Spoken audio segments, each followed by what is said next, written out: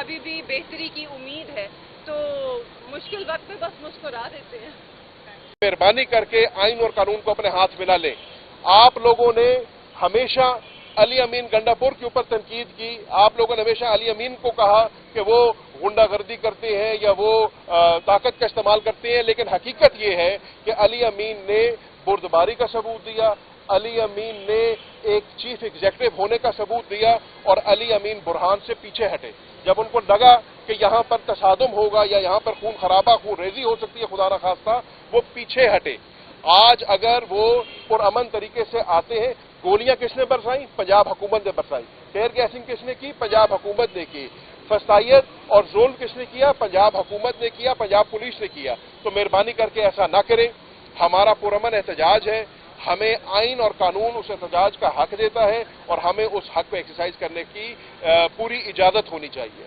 हम पाकिस्तान तहरीक इंसाफ के अंदर पुरअमन एहतजाज को हमेशा उसके फरोग के लिए और उसको अमल में लाने के लिए कोशिश करेंगे। हमें दीवार के साथ ना लगाया जाए और ये गैर आईनी, गैर कानूनी हरकत ना की जाए जिससे खुदा न खास्ता कल को पाकिस्तान में नुकसान हो और ये लड़ाई जो है मजीद बढ़े।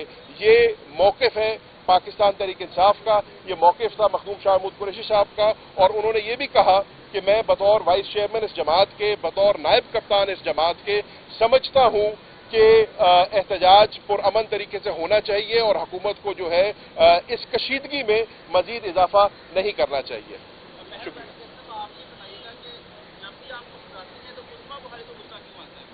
मैंने उनसे कल यही सवाल पूछा, मंसूर अली इधर कल जी मैंने भी उनसे यही सवाल पूछा था, मासूमाना सवाल था, गुजारिश भी थी कि मेरी खुशी और मुस्कुराहट उनको क्यों इतना चुभती है।